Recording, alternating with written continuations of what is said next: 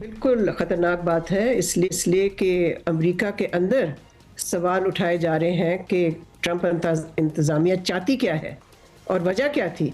इसलिए कि जो वजह बता रहे हैं ईरान को अटैक करने की, हमला करने की, वो एक दिन कुछ कहते हैं, 2 घंटे बाद उनका कोई और सेक्रेटरी कुछ और कहता है।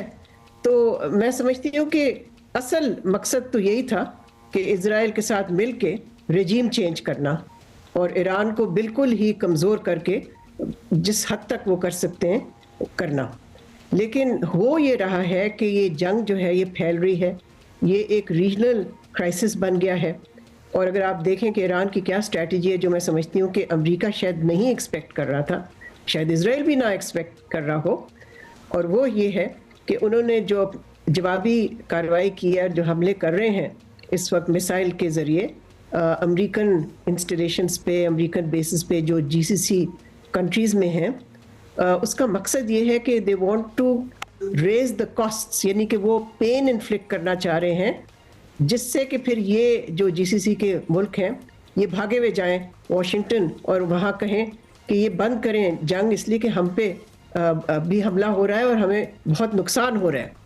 नुकसान तो हम अंदाज़ा नहीं लगा सकते, इस पर भी आगे चलकर हम बात करें कि कितना नुकसान हो रहा है, आज इन माशी एतबार से और दीगर पहलुओं पे। लेकिन डॉक्टर साहबा, खलीज ममालिक की पोजीशन इस वक्त बड़ी ऑकवर्ड और टेंस भी है कि वो ईरान के साथ बराह रास्त जंग में नहीं है, लेकिन सबसे ज़्यादा जैसा आपने कहा कि नुकसान उनका हो रहा है। अब इन हालात में वो भागे हुए तो अब तक नहीं गए हैं, क्योंकि गए होते तो शायद कुछ हिलजुल होती। वो कब तक न्यूट्रल रह सकेंगे? नुकसान हो रहा है, इसमें तो कोई शुबा नहीं। सऊदी अरेबिया की सबसे बड़ी रिफाइनरी पे हमला हुआ है। कतर ने अपनी जो एलएनजी प्रोडक्शन है वो बंद कर दी है, जिससे कि जाहिर है गैस सप्लाईज कह रहे हैं कि यूरोप के 50% इफ़ेक्ट हो रहे हैं या होंगे।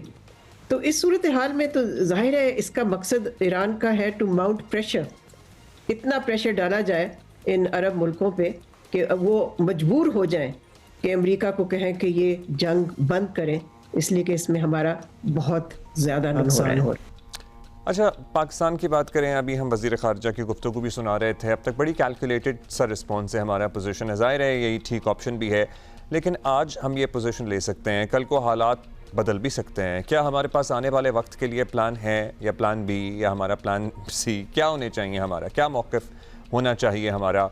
How should we prepare ourselves diplomatically?